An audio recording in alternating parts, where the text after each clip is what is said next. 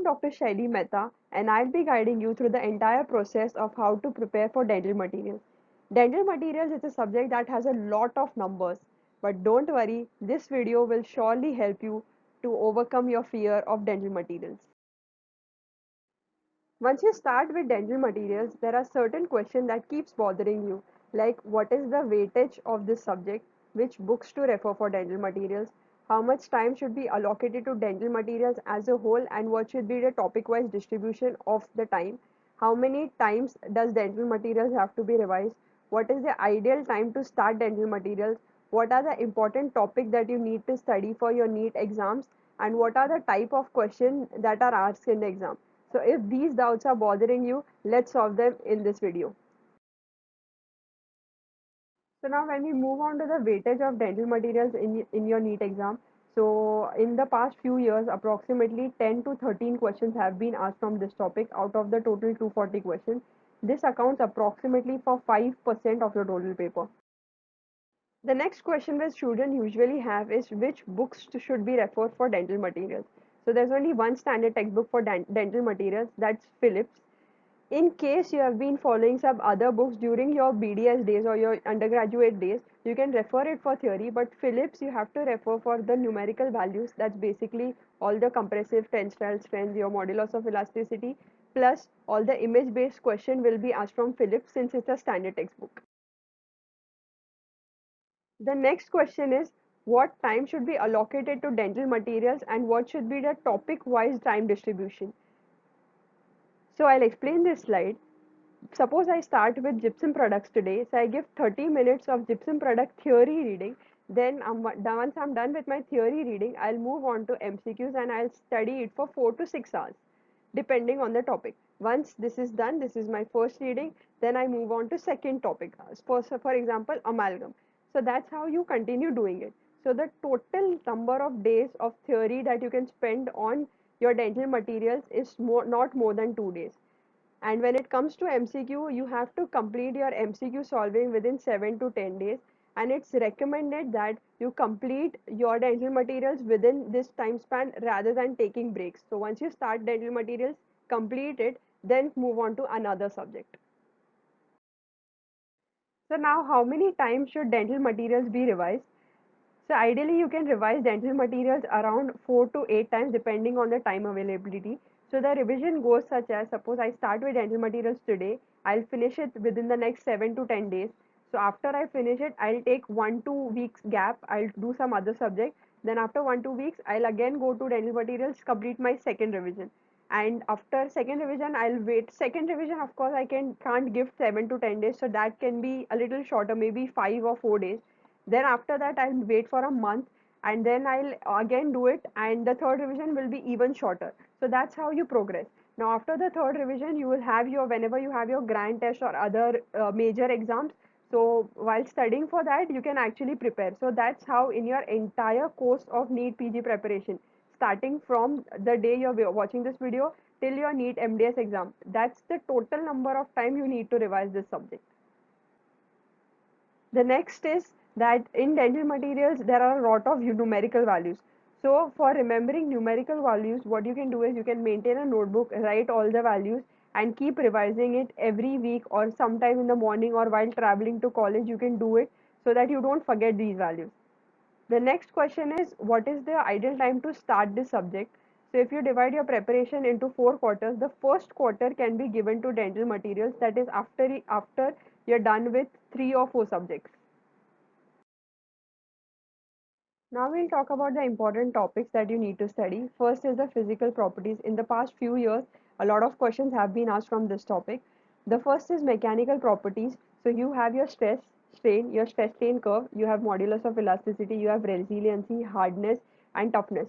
So all these things are very important. There are certain diagrams involved. You have a diagram in which certain part comes under your resiliency and certain part comes under your toughness or hardness. So all those diagrams are very important. When it comes to your stress strain curve, it plays a very important role in your picture based question. So when it's your stress strain curve, you need to know what is your yield strength, what is your modulus of elasticity, and what is your elastic limit. So these three things are very important. You need to know which material is more elastic compared to other materials. Next is optical property. This will deal with your a lot with your composite resins, because this will involve all your colors. Your U chroma value will come under optical properties. Then the different shades, that is your beta shade guide, that has been asked in a lot of new exams. So that's important. Other shade guides are important. They might ask you that they can give you a sequence and they can ask you arrange it according to beta shade guide, or they might ask you what does A contribute to or what does B contribute to, something like that. Next is thermal properties.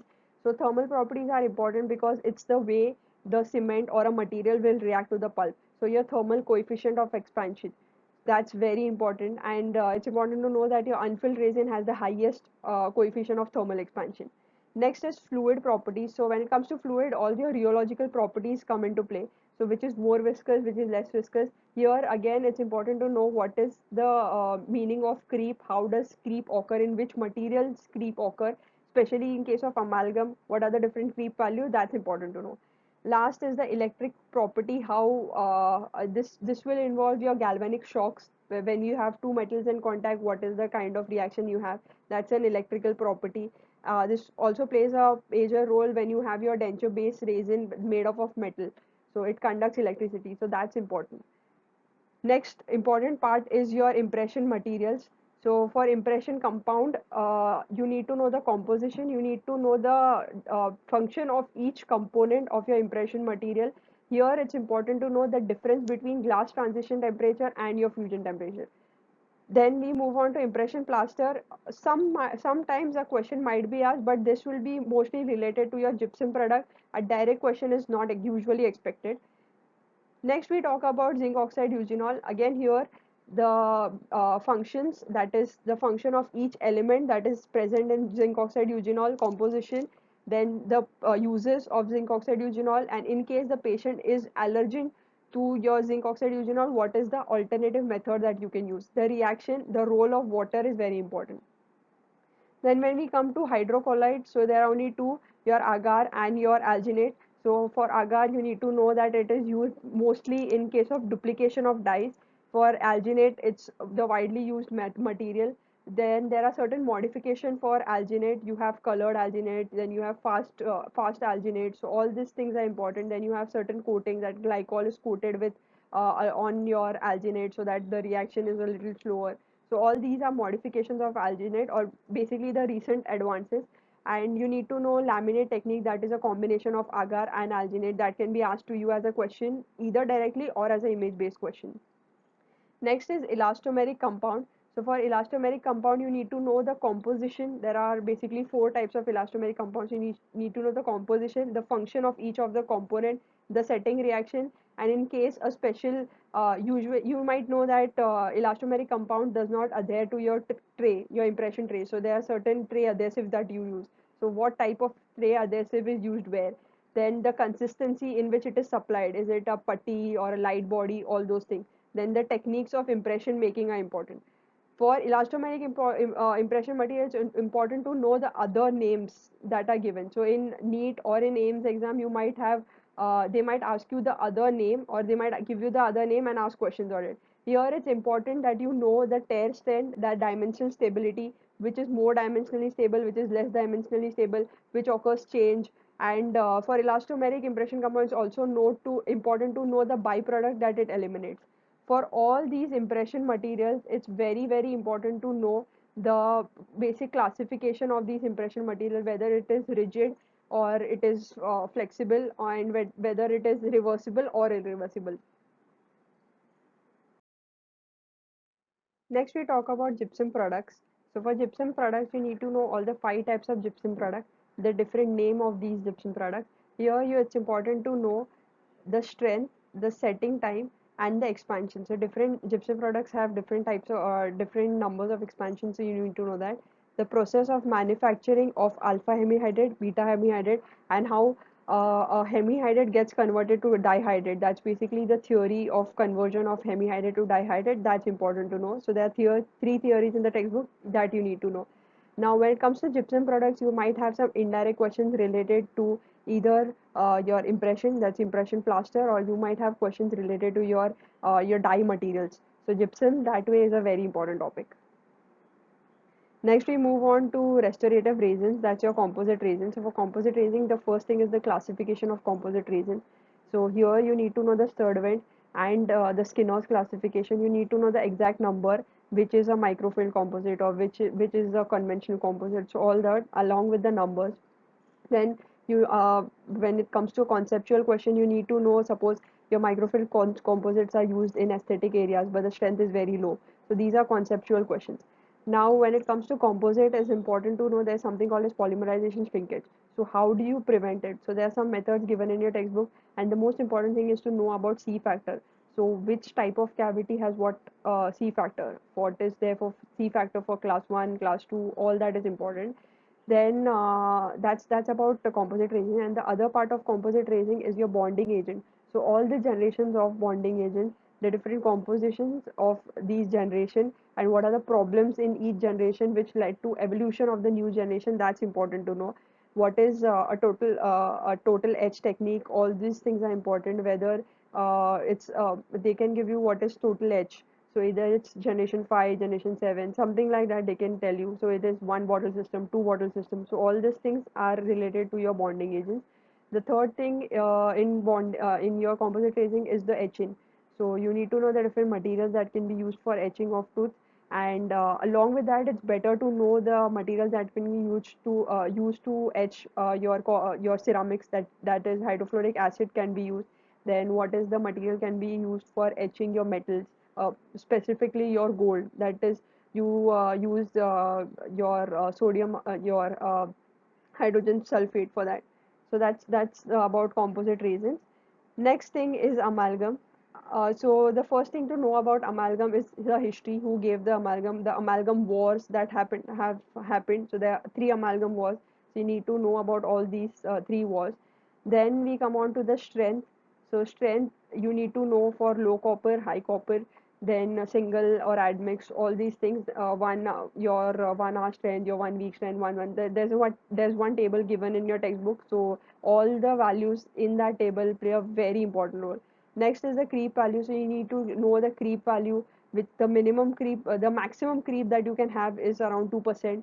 And what is the creep value when you have low copper composite, low copper amalgam, when you have admix, when you have single composition, all those things.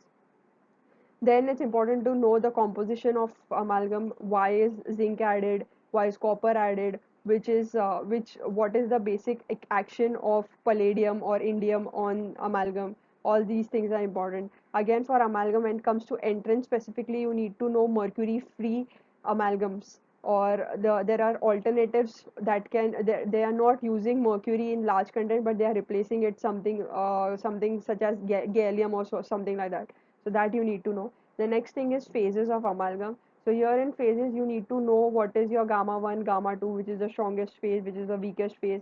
And along with that, you need to know the reaction of each of your amalgam. Suppose what is the reaction of low copper amalgam, what is the copper reaction of high copper amalgam. So you might know that it eliminates your beta 2 phase and it has eta phase. So that's what you need to know. And the third part is composition, that I've already explained, that role of each component in your amalgam is important to know. The last thing is metallurgy, so physical metallurgy and alloy.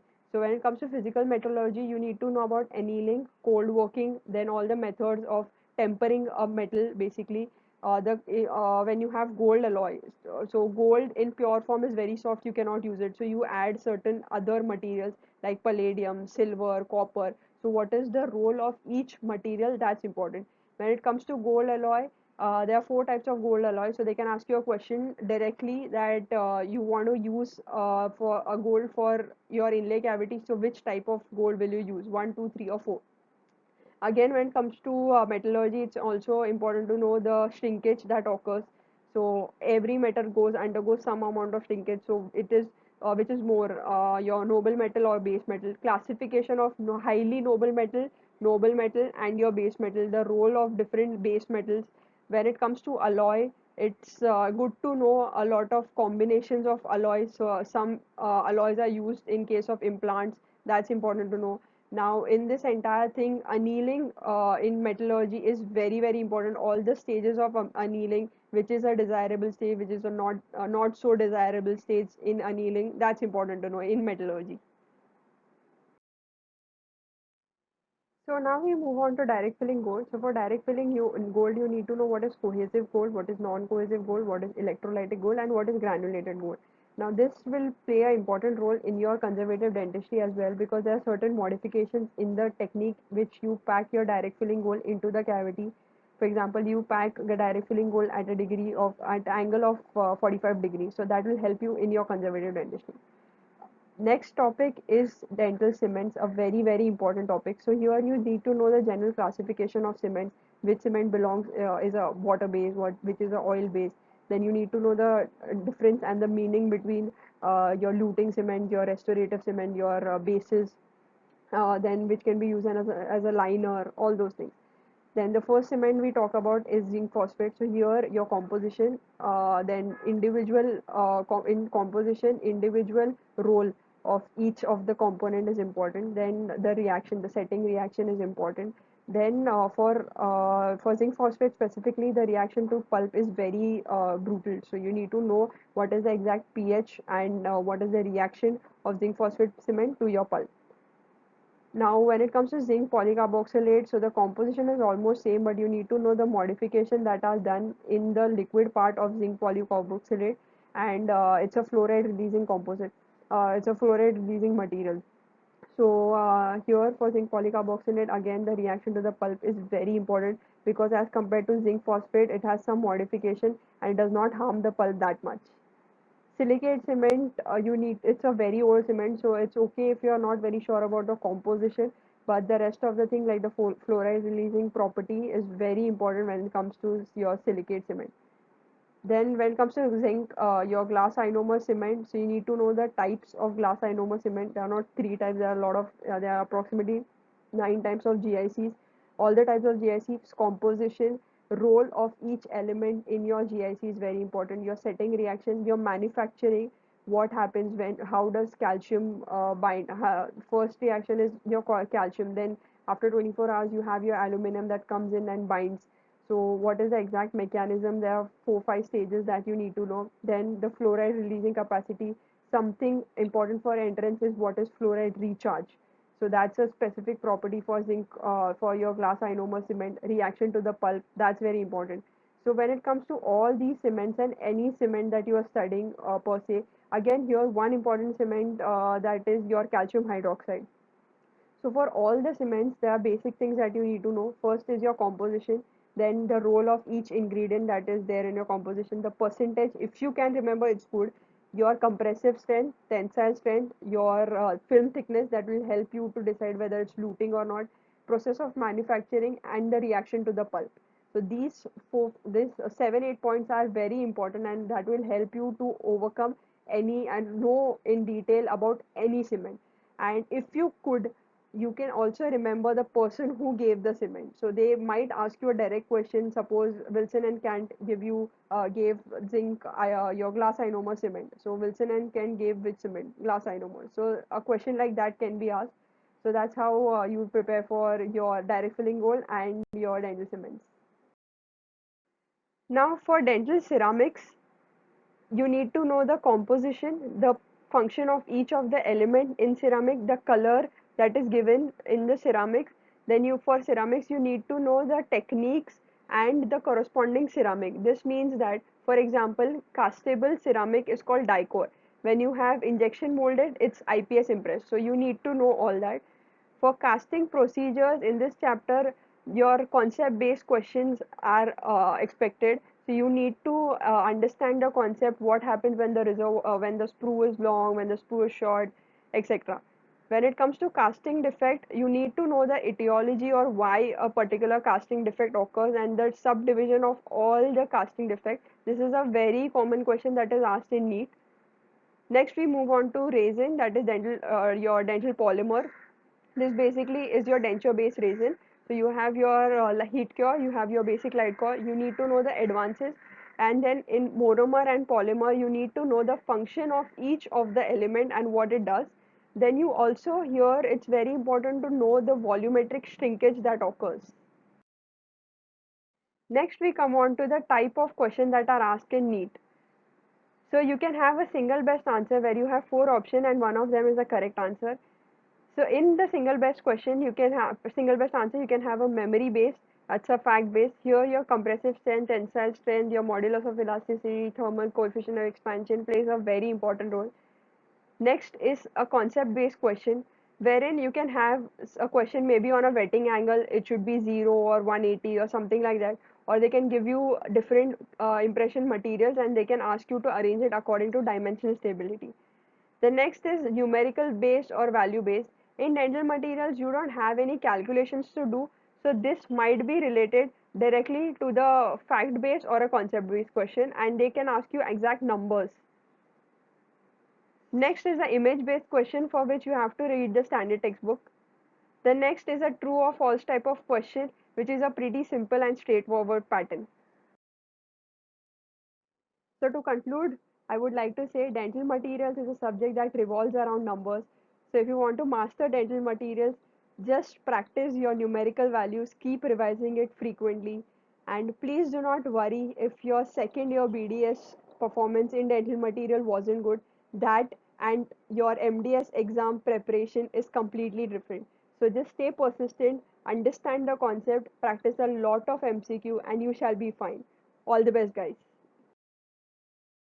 If you have any further doubts, please mention it in the comment section and we will solve it.